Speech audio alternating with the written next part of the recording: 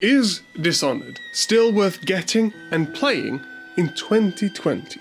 That's the question that I aim to answer in detail by the end of this video. But in short, yes, it's very worth it. Dishonored is one of my favourite games of its era. I still have the special edition for the PlayStation 3, despite not having owned a PlayStation 3 for years now. And why? Because I cannot bring myself to throw it away because I like it too much. But it's a game that was released in 2012, the year the world was supposed to end, 8 years ago. Surely it can't look good now, can it? That is where you are wrong. It looks great!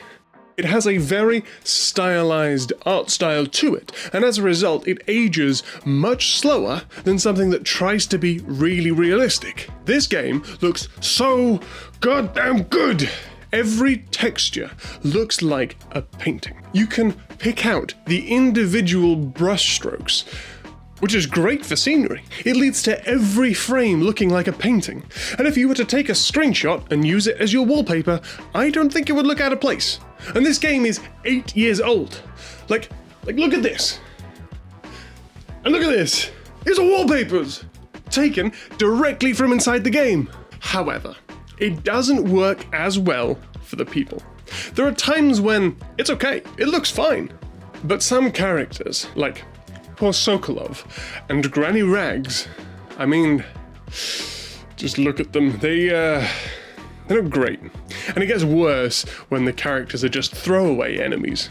Although most of your interactions with people, when you're not in the Hound Pit's pub, is almost entirely incapacitating them or talking with them for less than a minute. So, while the art style doesn't work super great for people, they don't really stick around long enough for it to take away from the experience of the game. And I'm sure there will be many people who actually like how it looks. But the looks aren't the reason that I love playing this game. They're a bonus on the side, but the main reason why I love playing this game is the actual gameplay itself, funnily enough. When talking to a friend about making this video, I think I genuinely just rambled to them for a solid 5 minutes about the openness of the gameplay. So to organise that rambling a little, every level has an endpoint, and the way that you get to that endpoint is completely up to you. There are multiple paths through every level, with multiple ways of approaching each path. Say you come up against a wall of light.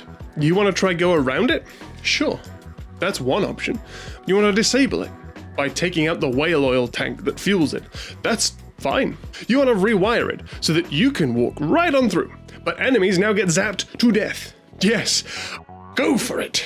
The options for getting through even the most basic of obstacles are super expansive, simply due to the amount of tools that you have at your disposal. And while we're at it, let's talk about those tools. From magic powers granted to you by some super powerful ominous dude called the Outsider, to a crazy folding sword and revolving hand crossbow, to crazy little tools that you can mount on walls to turn people into ribbons.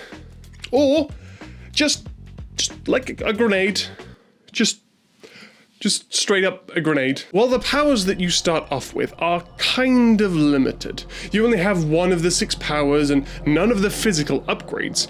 The one that you do start with, Blink, is arguably one of the greatest powers that you have at your disposal.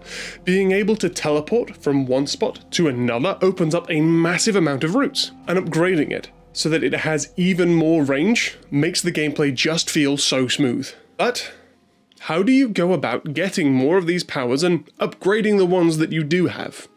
Well, by exploring the expansive levels, you can find a whole host of items, runes being the ones that you'll collect for buying and upgrading your abilities, but you can also find a load of other items that are effectively just money, but it's presented in such a way that matches the art style really well.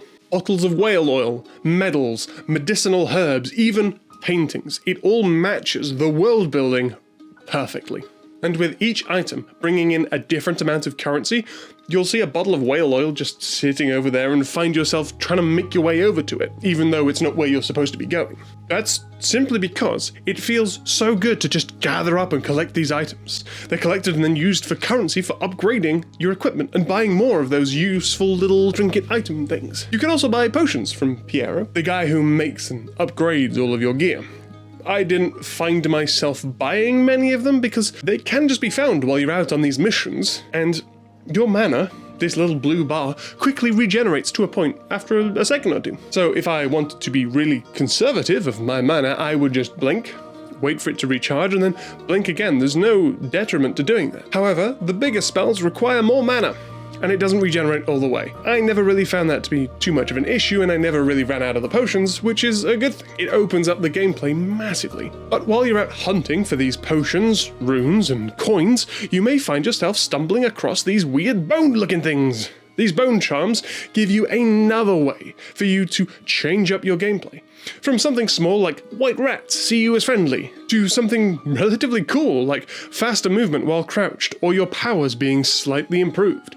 They just give you more ways to further change up your gameplay, even if it's only a little. And let's not forget the puzzles. Yes, this game about hunting down people also has puzzles, presented as safes. They have certain combinations that you will unveil by figuring out the clues that are somewhere around the map, from simply being written down on a piece of paper to being a complete side quest that takes you searching through the whole level. It really gets you thinking when you see one of these safes and you start scouting through the map looking for clues. This, on top of everything else, gives you a vast number of ways to play through Dishonored. Another way this ridiculously dense game has even more replayability is the stealth and combat mechanics. You can play through this game like a ghost, never being seen, never killing anybody, not even the targets of each mission, instead opting for the mercy route, which in some cases has you branding a guy's face so that the religious power that seems to control everything sees him as a heretic, and he is removed from his position of power and effectively taken care of while still being alive. And in other cases, you hand off this poor unconscious woman to this creepy guy that sails off with her to God knows where, and she is never to be seen from again. I mean, none of the people that you are targeting are good people, but if that's the mercy option, I start to think that maybe ending them is the mercy option. But if the quiet life isn't for you, or you just want to end these people properly and not see them shipped off to God knows where as a kidnap victim, well then this game has many tools at your disposal for just that thing. The sword fighting system, while not the main focus of the game, is still relatively robust. You have the ability to parry and riposte attacks, and there are just a ton of other abilities that will help you out in the middle of combat. Like the wind blast, just send people flying, give yourself some breathing room, blast them off of ledges, or directly into walls of light that you have rewired earlier on. Can you see what I mean about the endless amounts of replayability this game has, and the amount of options are just, they seem almost endless. But wait, there's more. Say that you've played through this game in several different ways and are now starting to feel a little bored. Well, let me introduce you to the 3 DLCs that this game also has. The first of these 3 is a series of challenges that include finding out a specific target by finding some clues and working out who your target's supposed to be, then working through the level to take them down, getting a higher score the better you did. Or time-trialed obstacle courses that include a straight-up race against the clock, or a series of aerial takedowns through a level, which are pretty tough. But once you've gone through these challenges, there's not much left in it. That's when we get into the really meaty DLCs. Both the Knife of Dunwall and the Brigmore Witches see you playing as Dowd. Yes, that very same Dowd who, at the start of the main game, killed the Empress, who also has powers from the outsider. And these powers aren't the same as Corvo's. Oh no, no, no, no. They are similar, yeah.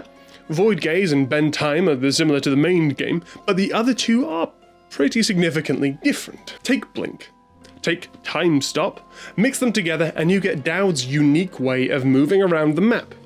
When you activate the ability, time completely stops. But if you move, time resumes. So you can jump off a cliff, press the Blink button, stop moving, and just hover there in midair, being able to reposition yourself by just looking around, and if you decide that you don't want that, you can just cancel the blink and you fall back down, time starts again. And if you find yourself being a bit lonely while you're out on missions, you have the option to summon some extra guys to give you a hand.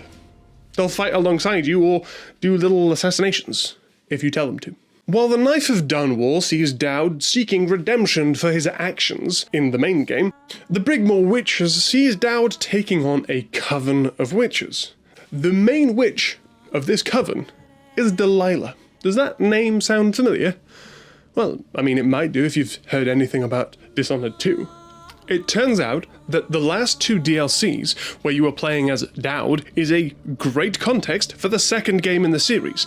And when I started playing the second game, in the first few moments of the game when Delilah stepped out of a little carriage, because of those 2 DLCs, I had immediate insight into this person and straight away knew that she was bad news. So not only is the Knife of Dunwall and the Brigmore Witches effectively a whole separate game with a similar amount of replayability as the main game, it's also an excellent story relevant to the second game, which gives insight into those characters of the second game. And if all of this wasn't enough for you to immediately go out and buy this game, well, maybe the price will.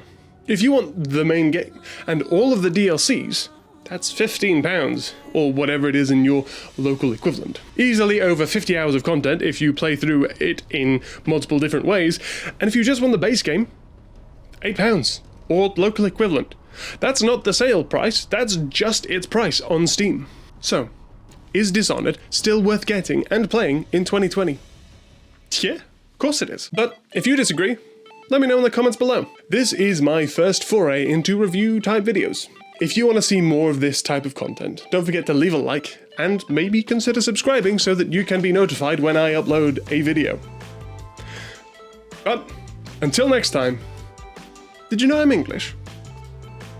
Cheerio.